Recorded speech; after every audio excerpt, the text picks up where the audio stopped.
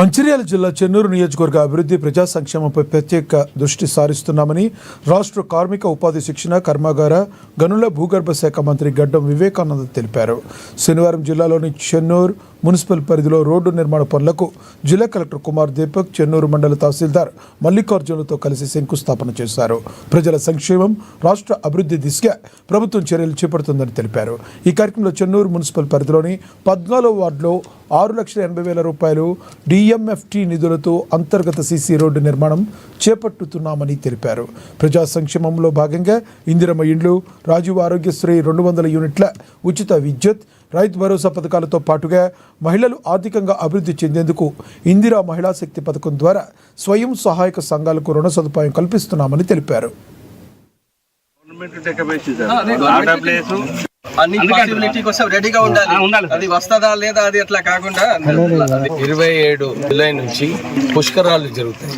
ఈ గోదావరి పుష్కరాలు చెన్నూరు ప్రాంతం, చెన్నూరు సైడ్ ఇక్కడ చాలామంది భక్తులు, సుమారు 10 లక్షల భక్తులు వచ్చే సూచన ఉంది. ఈ భక్తులకు ఏ ఇబ్బంది లేకుండా వసతులు కల్పించాలని చెప్పి మొదలే ప్లానింగ్ చేయాలని ఈరోజు కలెక్టర్ గారు, నేను, మా చెన్నూరు నియోజకవర్గ నాయకులందరం కూడా ఇక్కడ రావడం జరిగింది. ఇక్కడ అసెస్ చేసి మనము ఎట్లా ఈ వచ్చే పుష్కరాలలో భక్తులకు సహకరించి, ఇక్కడ ఆల్రెడీ మొన్న 5 నెలల క్రితం వచ్చినప్పుడు ఒక మంచి శ్మశాన వాటిక కట్టాలని చెప్పి ఆలోచించి ఇక్కడ మల్లేశం గౌడ్ గారు చాలా పెద్ద మనసుతోని ఆయన ల్యాండ్ కూడా ఇవ్వడం జరిగింది. వారికి కంపెన్సేషన్ కూడా కలెక్టర్ గారు మొన్న శాంక్షన్ చేసి పేమెంట్ కూడా అయ్యింది.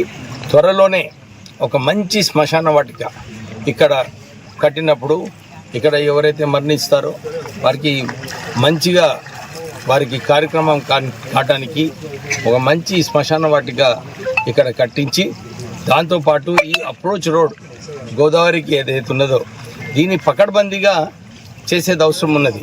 ఈ వర్షాకాలం తర్వాత ఈ రోడ్ కూడా పకడ్బందీగా చేసినప్పుడు వచ్చే పుష్కరాలలో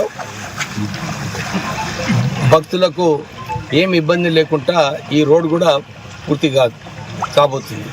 ఈ వచ్చే పుష్కరాలలో కూడా అందరూ బండ్లు తీసుకొచ్చేది అవసరం లేదు.